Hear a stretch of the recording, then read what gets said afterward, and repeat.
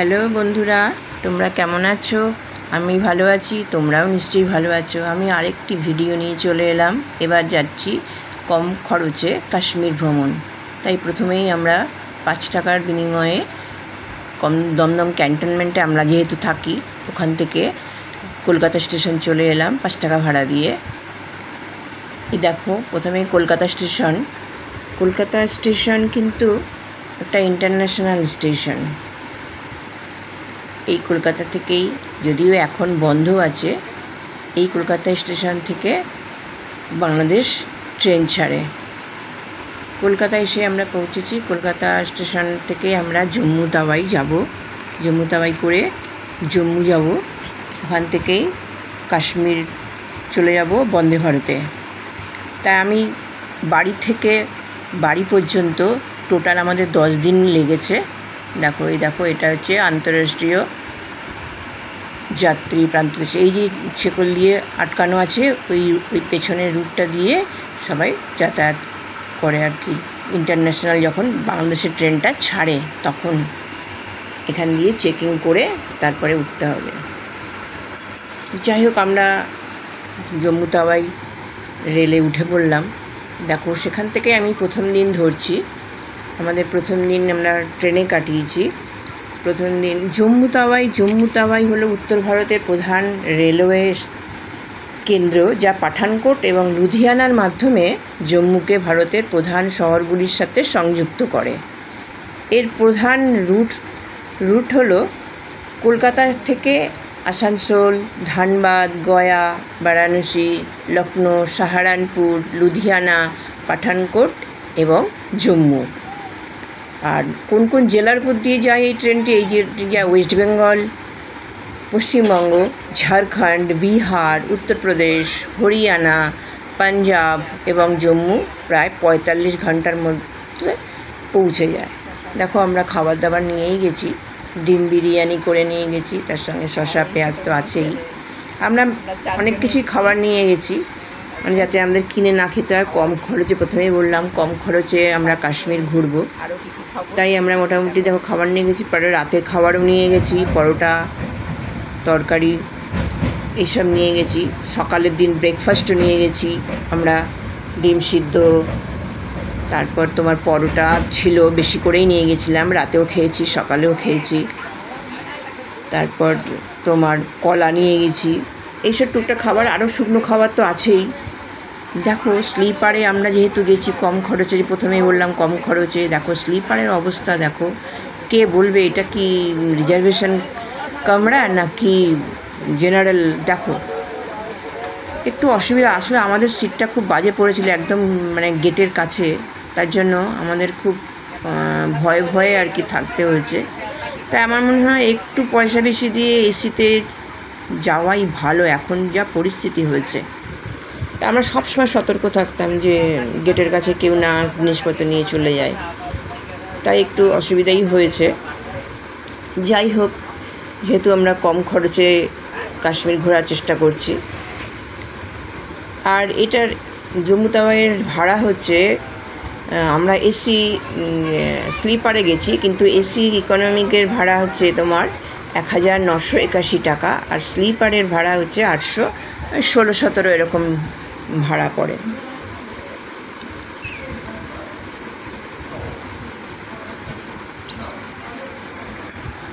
এইভাবে আমাদের প্রথম দিনটা কেটে গেল। পরের দিন দেখো, এটা হচ্ছে এই যেটা যাচ্ছে আমাদের, এটা হচ্ছে অযোধ্যা। দ্বিতীয় দিন হয়ে গেল, অযোধ্যা পার করছে। দেখো স্টেশনটা পুরো হনুমানে ভর্তি, পুরো প্ল্যাটফর্মটা।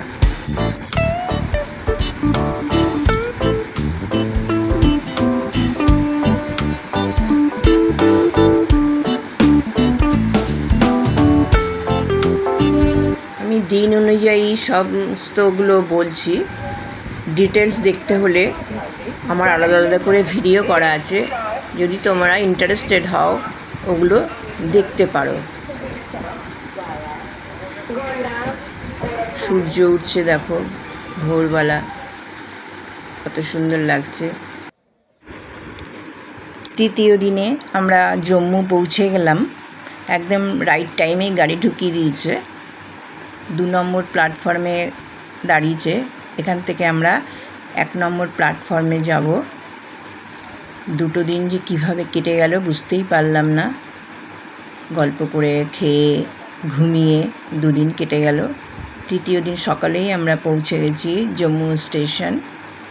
এখান থেকে বাইরে বেরিয়ে আমরা ব্রেকফাস্ট করব, তারপর বন্দে ভারত ধরব কাটরা থেকে। সব জিনিসপত্র নিয়ে নেমে পড়েছি।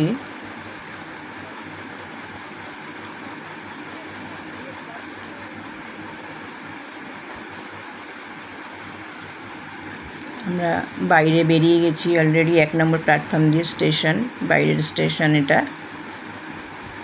বাইরে এই গেট দিয়ে বেরোলেই এরকম সিম নিয়ে দাঁড়িয়ে থাকবে সিম নেওয়ার জন্য। আর এই যে সিঁড়ি নেমে গেছে, এখান দিয়ে শেয়ার গাড়ি, এবং যদি গাড়ি করে যারা যাবে বুকিং করা না থাকলে এখান থেকেই সব গাড়ি পেয়ে যাবে। এটা ট্যাক্সি স্ট্যান্ড, সমস্ত রকম গাড়ি পাওয়া যায় এখানে। এখানেই স্ট্যান্ড আছে, এখান থেকেই জম্মু থেকেই কাটরা যাওয়ার বাসও পাওয়া যাবে। জম্মু নেমে অবশ্যই সিম চেঞ্জ করতে হবে, কারণ আমাদের যে সিম ব্যবহার করেছি সেটা কিন্তু পাঠানকোটের পরে বন্ধ হয়ে যায়। তার জন্য এই যে দাদারা দাঁড়িয়ে আছেন, এদের থেকে সিম নেওয়া যায়, কিন্তু আমার মনে হয় সেটা ঠিক হবে না। এদের থেকে না নেওয়াই ভালো। একটু এগিয়ে গেলে বাজার, মানে এই স্টেশন চত্বর থেকে বেরোলেই বাজার, ওই ইউনিয়ন, ট্যাক্সি ইউনিয়ন। এখান থেকে শেয়ার গাড়িও পাওয়া যায়।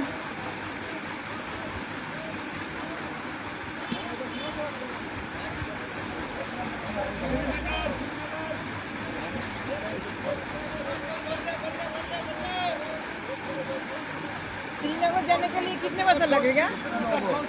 4 पर हेड। 1200 টাকা বলছে পার হেড, যদিও একটু বেশিই চাইছে। এটা দিয়ে বেরোলেই আমরা ব্রেকফাস্টের জন্য একটা দোকানে চলে এলাম বাজারের ভেতরে। আলু পরোটা নিয়েছি, 100 টাকা নিয়েছে। 2টো পরোটা আর আলুর তরকারি আর স্যালাড দিয়েছে। ব্রেকফাস্ট করে আমরা বাসে উঠে পড়ব কাটরা যাওয়ার জন্য, কারণ সেখান থেকে আমরা বন্দে ভারত ধরব।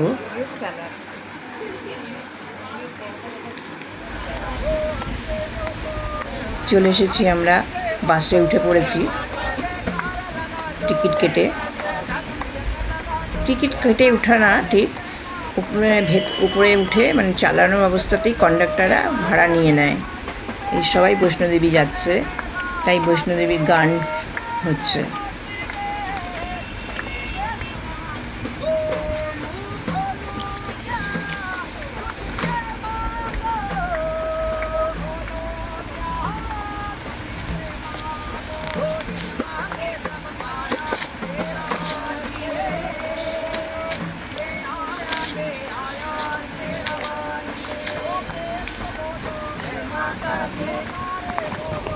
বৈষ্ণোদেবীর মায়ের গান শুনতে শুনতে আমরা চলেছি কাটরার উদ্দেশ্যে।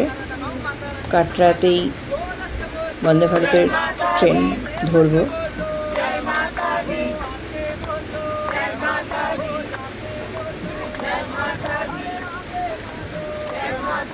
বেশ মজা লাগছিল। আমরা যথারীতি নেমে পড়লাম Katra station, Katra bus stand, sorry station নয়, বাস স্ট্যান্ড। কাটরা বাস স্ট্যান্ডে নেমে আমরা হাঁটতে শুরু করলাম। কোথায় মানুষকে জিজ্ঞাসা করতে করতে আমরা হাঁটা শুরু করেছি। অনেকটাই দূর, পরে মানে মনে হলো যে অনেকটাই দূর, তারপর ভীষণ রোদ ছিল, তাই আমরা তাড়াতাড়ি হাঁটা শুরু করেছি কাটরা স্টেশন যাওয়ার জন্য।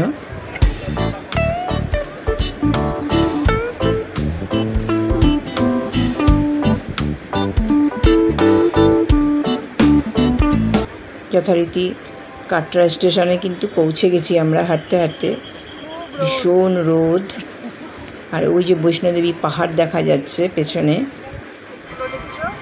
এই যে দেখা যাচ্ছে ওই নীল রঙের যে শেডগুলো রয়েছে, ওটাই কিন্তু বৈষ্ণোদেবী যাওয়ার রাস্তা, পুরোটা শেড। এখান থেকেই দেখা যাচ্ছে। কাটরা স্টেশনে চলে এসেছি। কাটরা স্টেশনে অনেক চেকিং করে তারপর আমরা ভেতরে ঢুকে পড়ব, বন্দে ভারত ধরব। এখানে যথারীতি লাইন পড়েছে ভীষণ। বন্দে ভারত হচ্ছে দুটো ট্রেন, একটা হচ্ছে 26401 আর একটা হচ্ছে 26403।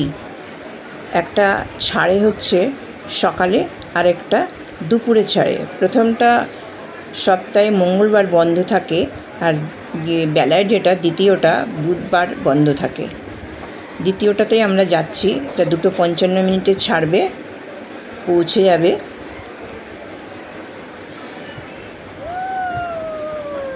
5:53 পৌঁছে যাবে। যেটা প্রথমটা যেটা সকাল 8:10 ছাড়ে, পৌঁছায় 11:08। আর আমরা যেটা যাচ্ছি দ্বিতীয়টা 2:55 ছেড়ে পৌঁছাবে 5:53।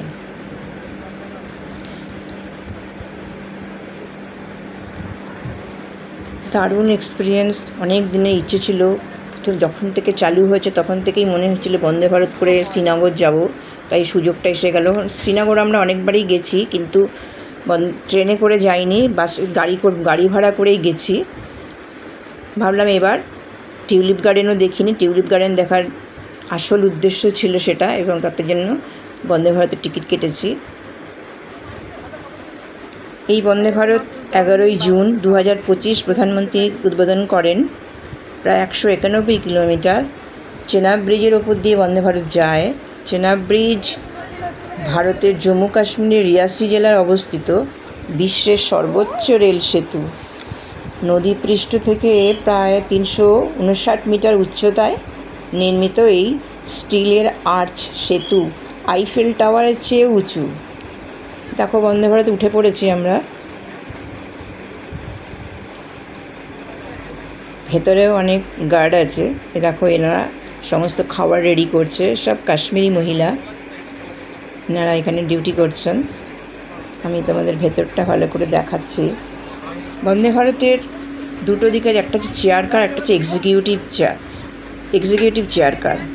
এসি চেয়ার কার 855 টাকা আর এক্সিকিউটিভ চেয়ার কার 1585 টাকা। এই ট্রেনটি চেনাব নদীর উপর দিয়ে 1315 মিটার দীর্ঘ নদীটি, যা কাশ্মীর উপত্যকাকে ভারতের বাকি অংশের সাথে যুক্ত হয়েছে। 120 বছর আয়ুষ্কাল বিশিষ্ট, যা উচ্চ তীব্র ভূমিকম্প হোক বা বিস্ফোরণ হোক প্রতিরোধে সক্ষম। এটি বারামুল্লা, শ্রীনগর, উধামপুরের সংযোগের অংশ, যা কাশ্মীরকে মূল ভূখণ্ডের সাথে যুক্ত করে। এই সেতু নির্মাণে প্রায় 1486 কোটি টাকা ব্যয় হয়েছে। দেখো, আমি টয়লেট দেখাচ্ছি তোমাদের। দেখো টয়লেটটা কত পরিষ্কার পরিচ্ছন্ন, সমস্ত রকম ব্যবস্থা আছে, কোনো অসুবিধা নেই। গেটটা এইভাবে বন্ধ করতে হবে ঢুকে। বড় আয়না তো আছে, তা বাকি সব তো রয়েছেই। এই ট্রেনটি চন্দ্রভাগা নদী অতিক্রম করে।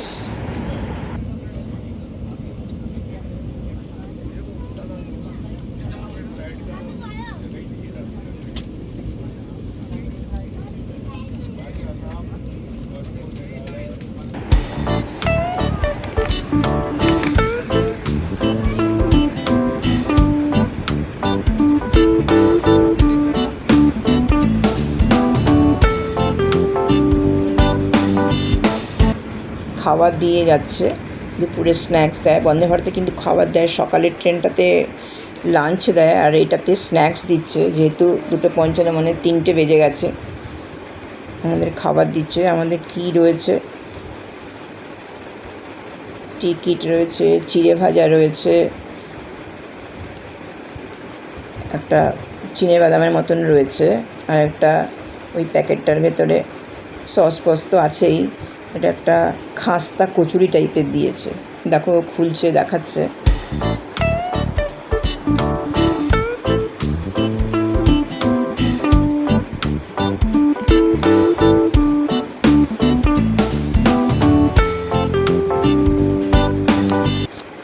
ভীষণ আনন্দ লাগছে যে বন্দে ভারতে করে আমরা শ্রীনগর যাচ্ছি।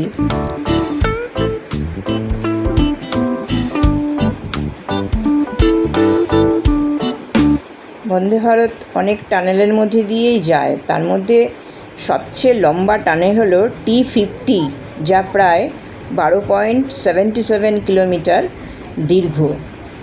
এটি সাম্বার এবং খাড়ি স্টেশনের মধ্যে USBRL প্রকল্পের অংশ।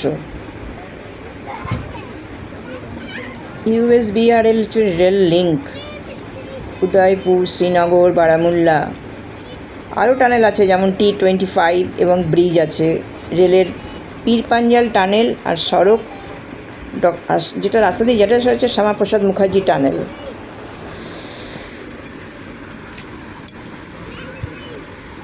শীতের সময় কিন্তু এই সব স্টেশন প্ল্যাটফর্ম সব বরফের ঢাকা থাকে, সেইখানকার দৃশ্য একদম অপূর্ব দেখাবে। ইচ্ছে আছে একবার শীতকালেও ট্রেনে করে এরকমভাবে যাব। তবে আমরা কিন্তু আসার সময়ও এসেছি, আমরা লোকাল শ্রীনগর থেকে লোকালে করে কাটরা এসেছি, লোকাল ট্রেন, সেটাও তোমাদের দেখাবো। এটা যাচ্ছে বানিহাল স্টেশনের উপর দিয়ে যাচ্ছে। এখন যেখানে যাচ্ছি, যে যাচ্ছে প্ল্যাটফর্মটা, এটা হচ্ছে বানিহাল। এই বানিহাল পর্যন্তই আগে ছিল, এখন শ্রীনগর পর্যন্ত সেটা চালু হয়েছে এবং সেটা লোকাল হোক বন্দে ভারত হোক, পুরোটা শ্রীনগর পর্যন্ত রেল যোগাযোগ ব্যবস্থা হয়ে গেছে।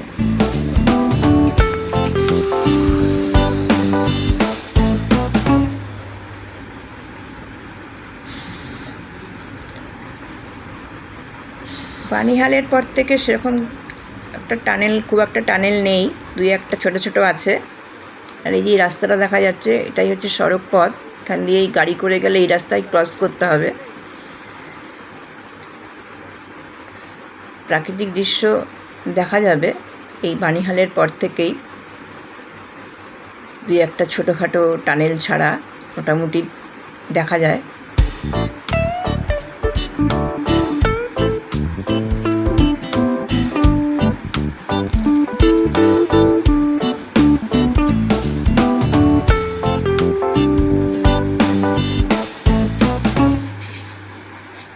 কত সুন্দর দেখতে লাগছে।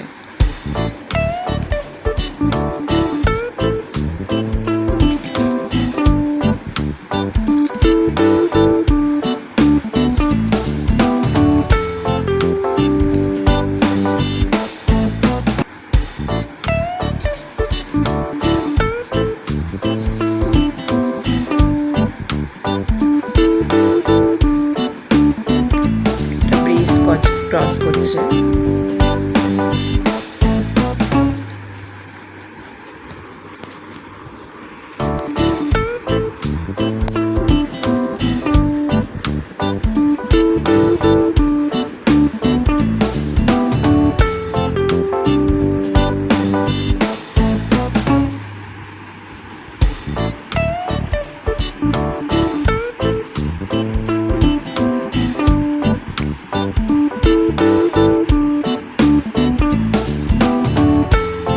জোরে চলে এবার টানেলে প্রবেশ করবে, সেই জন্য জোরে স্পিডে চলছে। এই টানেলে প্রবেশ করে গেল। আবার ছোট ছোট টানেল বানিহালের পরে।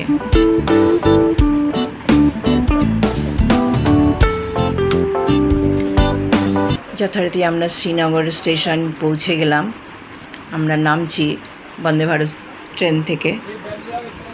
কি দারুণ যে লাগছে, মনে হচ্ছে সত্যি আমরা কিছু একটা করে ফেললাম। ট্রেনে করে শ্রীনগর চলে এলাম প্রথমবার। বুঝতেই পারছো প্রথম অভিজ্ঞতা কত ভালো লাগে।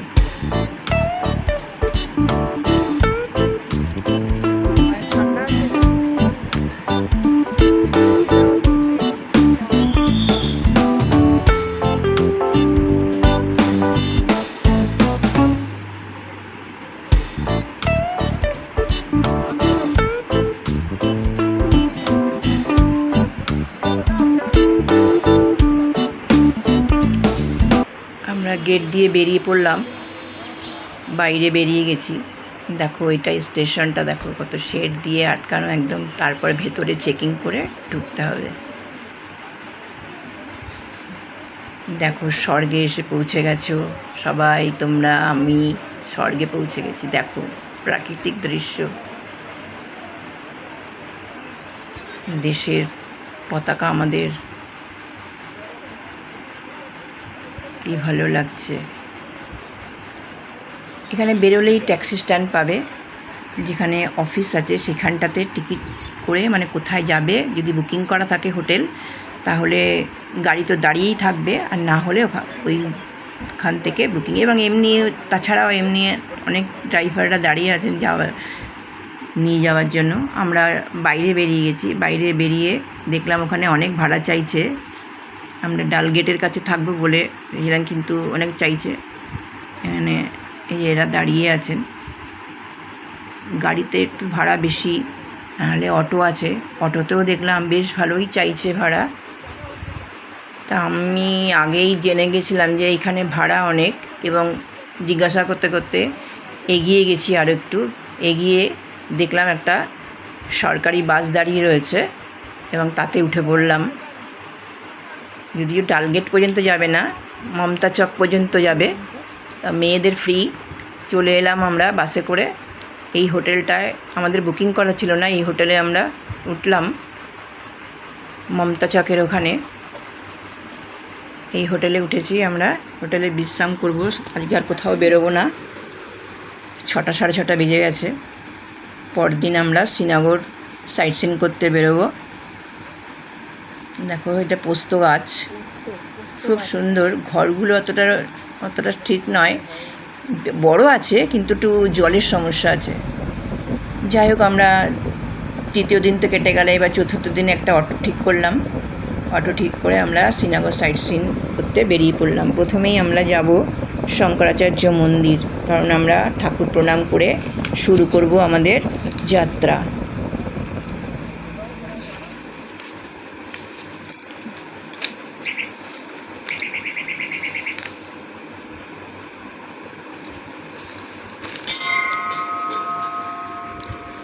শঙ্করাচার্য মন্দির এসে গেছি।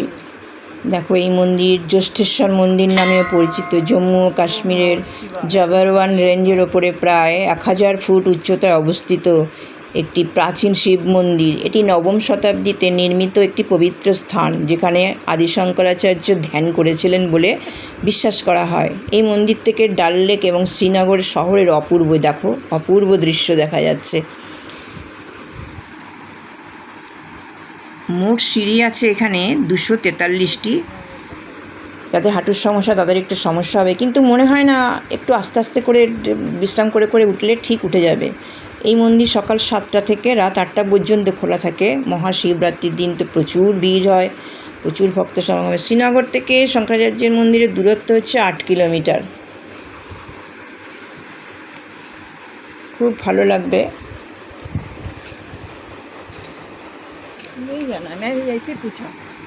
তারপর আমরা চলে এলাম, সেই আমাদের প্রধান উদ্দেশ্য ছিল টিউলিপ গার্ডেন দেখার। সেই টিউলিপ গার্ডেনে চলে এলাম। কাশ্মীরের টিউলিপ উৎসব প্রতি বছর মার্চ এপ্রিল মাসে হয়। শ্রীনগরে জাবারওয়ান রেঞ্জের পাদদেশে ডাল লেকের পাশে Indira Gandhi Memorial tulip garden অনুষ্ঠিত হয়, এশিয়ার বৃহত্তম গার্ডেন। টিউলিপ বাগানে বিভিন্ন রকমের রঙের টিউলিপের সমাহার ঘটে, যা কাশ্মীরে বসন্তের আগমনকে স্বাগত জানায়। এই দেখো, টিউলিপ ফেস্টিভ্যাল 2026। শ্রীনগর শহর থেকে প্রায় 9 কিলোমিটার দূরে অবস্থিত, প্রায় 74 একর জুড়ে বিস্তৃত, এবং প্রায় 75টি ভিন্ন জাতের টিউলিপ প্রদর্শন হয় এখানে। এত রঙিন, এত সুন্দর রকম, মানে আমরা যখন গেছি মোটামুটি এপ্রিলের হয়ে গেছে প্রথম দিকে। 8 তারিখে আমরা রওনা দিয়েছি, 10 তারিখ আজকে, 11 তারিখ আজকে। 10 তারিখে এসে শ্রীনগর পৌঁছেছি। তাও 2-1টা ফুল ঝরে পড়েছে। মার্চের শেষের দিকে গেলে মনে হয় ভালো হয়। বিভিন্ন রকম মানে ফুল ফুটে আছে, এবং আমরা অনেকক্ষণ ছিলাম। একটু সকাল সকাল বেরোবে, তাহলে ছবি তুলতে সুবিধা হবে, ভিড়টা কম থাকে। ওখানে রিলও বানায়, আমরাও বানিয়েছি, এবং অনেক ছবি ভিডিও করে আমরা টিউলিপ গার্ডেন ঘুরেছি।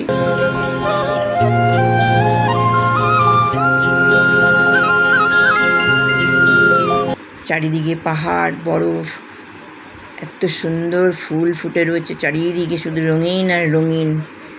অনেক রকমের এখানটায় ফুল ফুটে আছে। প্রায় 1.4 মিলিয়নেরও বেশি টিউলিপ ফুল ফোটে এখানে।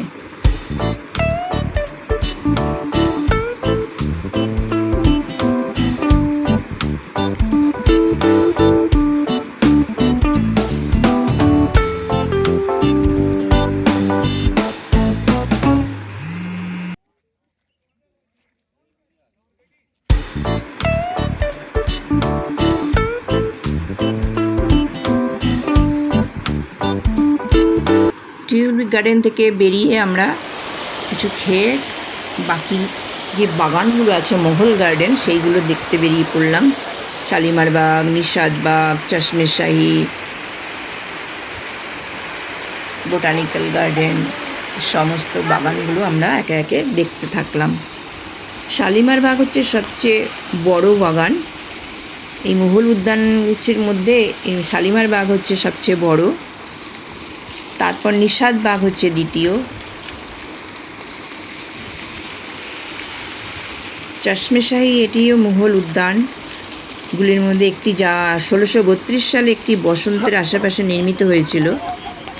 সম্রাটের আদেশ অনুসারে মুঘল সম্রাট শাহজাহানের গভর্নর আলী মর্দান খান জ্যেষ্ঠ পুত্র শিকহের জন্য উপহার ছিল।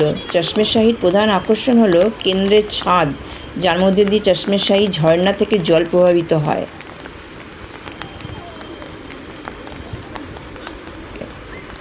এইটা হচ্ছে শালিমার বাগ। শালিমার বাগ যে সবচেয়ে বড়, 1619 সালে মুঘল সম্রাট জাহাঙ্গীর তার স্ত্রী নূরজাহানের জন্য এটি তৈরি করেন। এটি ভালোবাসার বাগান নামেও পরিচিত। 1630 সালে সম্রাট শাহজাহানের নির্দেশে এটি কাশ্মীরের বৃহত্তম মুঘল যা মনোরম চিনার গাছ জলের চ্যানেল রয়েছে। 1630 সালে সম্রাট শাহজাহানের নির্দেশে এটি আরও বড় করা হয়।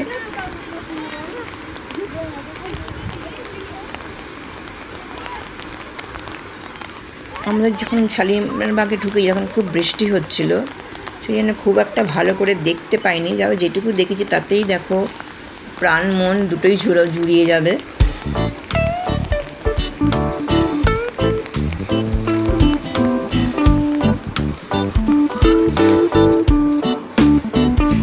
এরপর আমরা চলে এলাম হজরত বাগ, এটা মসজিদ।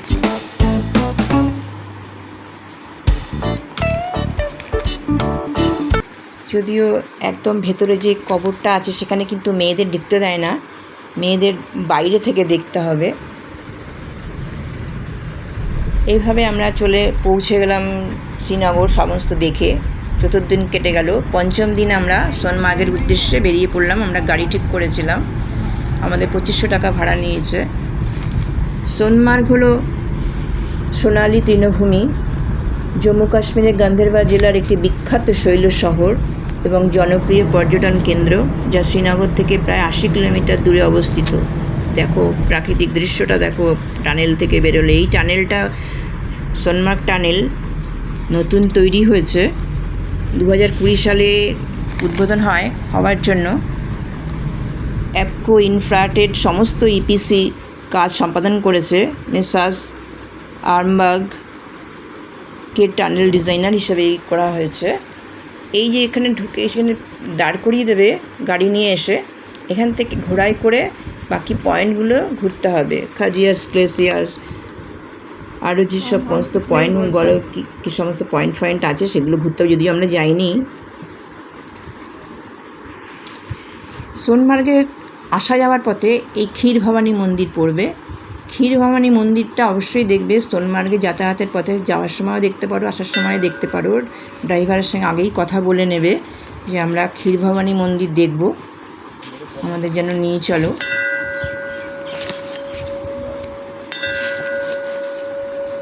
ক্ষীর ভবানী মন্দির হচ্ছে হিন্দু মন্দির।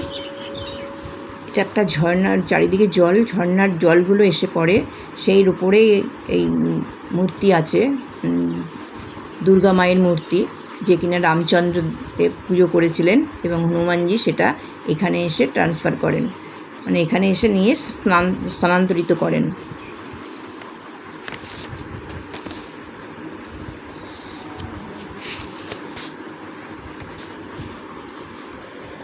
এখানে পুজো দেওয়ার ব্যবস্থা আছে, আর ভেতরে অনেক জায়গা, মানে ভীষণ ভালো লাগবে, অনেকক্ষণ কাটাতে পারবে। তারপর আমরা ওখানে দেখে সেদিন চলে গেল। ষষ্ঠ দিন আমরা চলে এলাম গুলমার্গ। গুলমার্গ গন্ডোলা রাইড করতে গেলে আগেই অনলাইনে টিকিট কাটতে হবে, এবং যত সকাল সকাল পারবে সবসময় বেরোবার চেষ্টা করবে, এবং ফার্স্ট রাউন্ডেই গন্ডোলা ওঠার চেষ্টা করবে, তাতে লাইন কম পড়বে। গুলমার্গে দেখো চারিদিকে বরফ, আমরা অনেক আনন্দ করলাম। আমরা গন্ডোলা এসে এখানে পৌঁছি, গন্ডোলাতেই এই বরফটা দেখা যাচ্ছে। নিচে যদিও বরফ ছিল না, কিন্তু নিচের প্রাকৃতিক পরিবেশও দারুণ। Good shot. এটা কিন্তু রোপওয়ে নেমে এই ইয়েটা। আচ্ছা, গুলমার্গে আমরা যখন যেই বাস স্ট্যান্ডে আমরা দাঁড়িয়েছি, সেই বাস স্ট্যান্ডের সামনেই এই শিব মন্দির, যে শিবশঙ্কর যে গানটা হয়েছে, শুটিং হয়েছিল এখানে। শিব মন্দির, আপকি কসম সিনেমার ছবির শুটিং হয়েছিল এই মন্দিরে, নিশ্চয়ই তোমাদের সকলের মনে আছে। রাজেশ খান্নার মমতাজের এখানে শুটিং হয়েছিল। এটা কিন্তু আমরা গুলমার্গে আগেও এসেছি, কিন্তু এই মন্দিরটি আমরা দেখিনি, এবারে দেখছি। আর আমাদের সেই সময় ছিল শিবরাত্রি, নীল পুজোর উপোস, আমরা ওইখানেই জল ঢেলেছি। জল ঢেলে খাওয়া দাওয়া করে আমরা চলে এলাম শ্রীনগর হোটেলে, এবং বিকেলবেলা সন্ধ্যা হওয়ার আগে আগে আমরা শিকারা রাইড করছি। শিকারা রাইড সবসময় এই টাইমটাই করার চেষ্টা করবে, তাহলে প্রাকৃতিক দৃশ্যটা অপূর্ব লাগবে, সোনালি একদম চারিদিক। এই সময় এবার এখানে শিকারা চড়ারও কিন্তু বার্গেনিং করতে হয়, ওরা অনেক দাম চায়, সেগুলো করে করে দামাদামি করে উঠতে হবে। যাই হোক, আমরাও সেদিনটাও কেটে গেল। আমাদের সপ্তম দিন চলে এলো, আমরা পেহেলগাঁও চলে এলাম। পেহেলগাঁও যে গাড়িতে করে আসবে সেই গাড়ি কিন্তু সাইট সিন করাবে না, তার জন্য এইখানে এই ট্যাক্সি স্ট্যান্ড দেখো লেখা রয়েছে সমস্ত, কোন গাড়ির কী ভাড়া নিয়ে এখান থেকে গাড়ি ভাড়া করে আবার আমাদের সাইট সিন করতে বের হলাম। এবং সেখানে দেখার মধ্যে হচ্ছে, এটা হচ্ছে যে ঢুকছে, এটা বেতাব ভ্যালি। এখানে ট্রলি সিস্টেমে যারা হাঁটতে পারে না, তারা এই যে এইটাতে করে ঘুরতে পারবে। বেতাব ভ্যালিতে ঢুকতে গেলে 100 টাকার এন্ট্রি ফি লাগে, আর টাইম থাকে 2 ঘন্টা টোটাল, 1 ঘন্টা করে। তোমাকে নেমে ঘড়ি দেখে টাইম বলে দেবো, এবং সেই টাইমের মধ্যেই চলে আসতে হবে, না হলে এক্সট্রা পয়সা ওরা চাইবে, এটাই নিয়ম। আর আরু ভ্যালিতেও গেছি, আরু ভ্যালি তো এরপরে যাবো, আগে আরু ভ্যালি যাবো, তারপরে এটা বেতাব ভ্যালি। আরু ভ্যালিতে এরপরে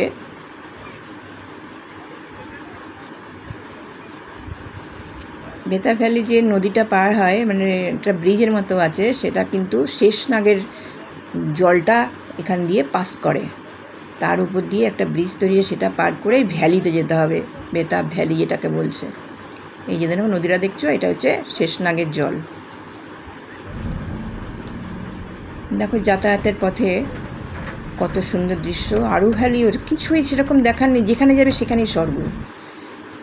যাই হোক, আমরা সমস্ত ঘুরে চলে এলাম শ্রীনগর হোটেল। এখানে রাত্রি ডিনার করছি। আমরা ওখান থেকে চাল ডাল কিনেছি, ডিম কিনেছি। ডাল কিনিনি, ডাল আমরা নিয়েই গেছিলাম, আর ইলেকট্রিক কেটলি নিয়ে গেছিলাম, রান্না করেছি। খরচ কমাতে হবে, জন্য রাতে খেয়ে আমরা শুয়ে পড়বো। পরদিন আমাদের বাড়িতে ফেরার ট্রেন। শ্রীনগর থেকে লোকাল ট্রেনে করে আমরা কাটরা যাব, কাটরা থেকে জম্মু তাওয়াই করে কলকাতা। সকাল সকাল শুয়ে পড়লাম, শুয়ে দেখো ভোরবেলা উঠে পড়েছি। উঠেই আমাদের 7:30টায় ট্রেন, লোকাল ট্রেনে। দেখো টিকিট 4 জনের জন্য 180 টাকা, ভাবতে পারো 480 টাকা, 180 টাকা দিয়ে 4 জন আমরা কাটরায় পৌঁছে যাব শ্রীনগর থেকে, যেটা ভাড়া তোমার শেয়ার গাড়িতে করে 1200 টাকা চাইছিল। দেখো লোকাল ট্রেন আসছে এবং অনেক প্যাসেঞ্জারও আছে। আমাদের আজ শেষ দিন শ্রীনগরে, দারুণ কাটালাম 10 দিন ঘুরে ঘুরে। তোমরা যদি আরেকটা দিন সময় পাও নিয়ে নেবে। আমার এই ভিডিও যদি ভালো লাগে তাহলে অবশ্যই লাইক শেয়ার করো, কমেন্ট করে জানিও, এবং সাবস্ক্রাইব করবে অবশ্যই। ভুল ত্রুটিগুলো বলে দেবে কমেন্ট করে। এই দেখো লোকাল ট্রেনটা অনেকটা জায়গা নিয়ে। লোকাল এখানে বাথরুমও আছে, যদিও ভীষণ নোংরা, জলের ব্যবস্থা নেই।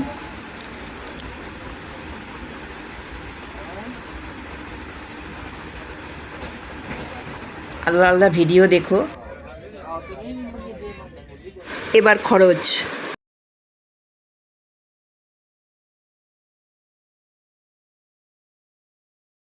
আজ তবে এইটুকুই থাক, বাকি কথা পরে হবে। টাটা।